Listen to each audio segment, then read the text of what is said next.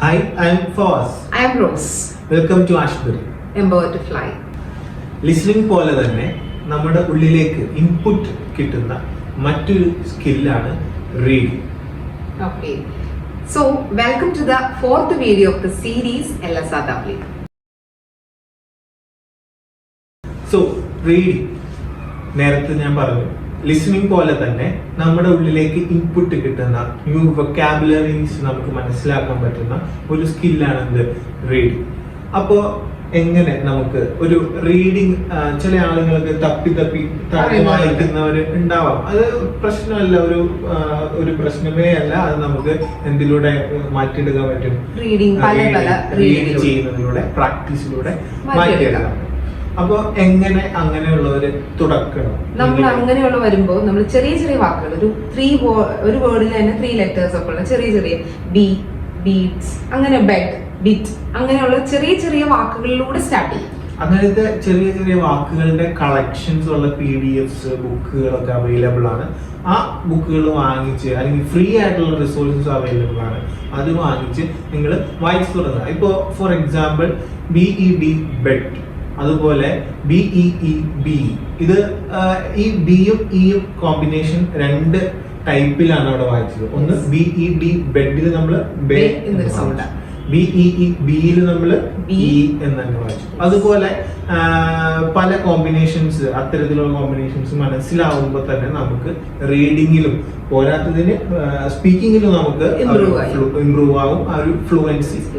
പിന്നെ പലർക്കും ഉള്ള ഒരു പ്രശ്നമാണ് നാക്കിലൊരു കെട്ട് വരുന്നത്. പ്രത്യേകിച്ച് ഇംഗ്ലീഷ് പറയുമ്പോൾ അവർക്ക് അങ്ങ് വഴങ്ങില്ല നാക്ക്. അങ്ങനെയുള്ളവർക്കും ഈ പറയുന്ന റീഡിംഗ് സ്കിൽ എന്ന് പറയുന്നത് വളരെയേറെ യൂസ്ഫുൾ ആണ്. കാരണം നമ്മള് എത്ര കുറച്ച് നമ്മുടെ നാട്ടിൽ തന്നെ നേറ്റീവ് അല്ലാത്തവര്, അതായത് ഞാൻ പറയുന്നത് ഇംഗ്ലീഷ് ജന്മന സംസാരിക്കാത്തവര് സംസാരിക്കുമ്പോൾ നാവ് പെട്ടെന്ന് വഴങ്ങാതെ വന്നേക്കാം. നമ്മുടെ മദർ ടങ് യൂസ് ചെയ്ത് ചിലപ്പോൾ പെട്ടെന്ന് നാവ് വഴങ്ങാതെ വന്നേക്കാം. നമുക്ക് അത് വളരെ അഡ്വാൻസ്ഡ് ആയിട്ട് സംസാരിക്കുന്നവർക്കും ആ പ്രശ്നം വരുന്നുണ്ട്.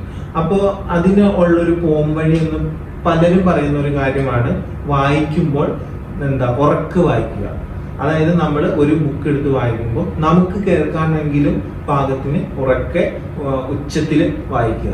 അതുപോലെ തന്നെ ആദ്യം തുടങ്ങുമ്പോൾ നല്ല സ്പീഡിൽ വായിക്കണമെന്നൊന്നുമില്ല, പയ്യെ പയ്യെ വായിക്കുക. പിന്നെ നമ്മുടെ ഒരു ലെവൽ അനുസരിച്ച് അതിന്റെ സ്പീഡ് കൂട്ടിക്കൊണ്ടുവരിക. അപ്പൊ ഒരാഴ്ച നമ്മൾ വായിക്കുന്ന സ്പീഡിലായിരിക്കില്ല നെക്സ്റ്റ് വീക്ക് വായിക്കുന്നത്. അങ്ങനെ അങ്ങനെ പയ്യെ പയ്യെ നമ്മുടെ സ്പീഡ് കൂട്ടിക്കൊണ്ടുവരിക. അതിന് ഏറ്റവും നമുക്ക് കിട്ടുന്ന ബെനിഫിറ്റ് എന്ന് പറഞ്ഞാൽ സ്പീക്കിങ്ങിലുള്ള ഫ്ലുവൻസി. നമ്മുടെ നാവ് അല്ലെങ്കിൽ നമ്മുടെ മൗത്ത് ആ ഭാഷയോട്, ലാംഗ്വേജിനോട് കുറച്ചുകൂടെ ഫെമിലിയർ ആവും. അങ്ങനെ നമ്മൾ ഉച്ചത്തില് വായിക്കും. ചെറിയ കുട്ടികളൊക്കെ മലയാളം തന്നെ വായിച്ച് പഠിക്കുന്നത് നമ്മൾ കാണാറുണ്ട്, ഉച്ചത്തിൽ വായിച്ച് പഠിക്കുന്നത് കാണാറുണ്ട്. അതുപോലെ റീഡിങ് നമുക്ക് ലാംഗ്വേജിന്റെ മൊത്തത്തിലുള്ള ഡെവലപ്മെന്റിന് വേണ്ടിയിട്ട് യൂസ്ഫുൾ ആക്കാനായിട്ട് സാധിക്കും.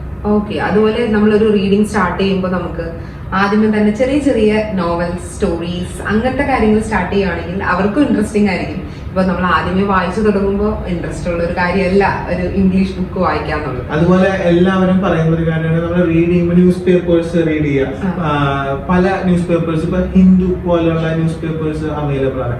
ഹിന്ദു ഒക്കെ വായിക്കുമ്പോൾ എന്താ പറയാ, അത് പലപ്പോഴും ഇൻട്രസ്റ്റിംഗ് അല്ല. കാരണം വളരെ കോംപ്ലക്സ് ആയിട്ടുള്ള സെന്റൻസ് സ്ട്രക്ചേഴ്സും വളരെ അഡ്വാൻസ്ഡ് ആയിട്ടുള്ള വൊക്കാബുലറീസും ഒക്കെ യൂസ് ചെയ്യുന്ന ഒരു ന്യൂസ് പേപ്പറാണ് ഹിന്ദു.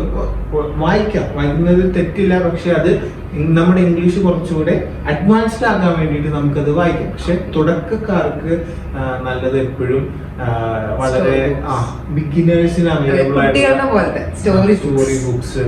അതുപോലെ ഈ ഇപ്പൊ പെൻഗ്വിൻ എന്ന് പറയുന്ന പബ്ലിഷേഴ്സ് തന്നെ വലിയ ക്ലാസിക് നോവൽസ് കുട്ടികൾക്ക് വേണ്ടിയിട്ട് പബ്ലിഷ് ചെയ്യാറുണ്ട്. അതിന് വളരെ എന്താ പറയാ, ബിഗിനിങ് ലെവലിലുള്ള സെന്റൻസ് സ്ട്രക്ചേഴ്സ്, വൊക്കാബുലറീസ് ഒക്കെ യൂസ് ചെയ്തിട്ടാണ് അവര് ആ നോവൽസ് വീണ്ടും റീപബ്ലിഷ് ചെയ്യുന്നത്. അപ്പൊ അത്തരത്തിലുള്ള നോവൽസ് വാങ്ങി നിങ്ങൾക്ക് വായിക്കാവുന്നതാണ്.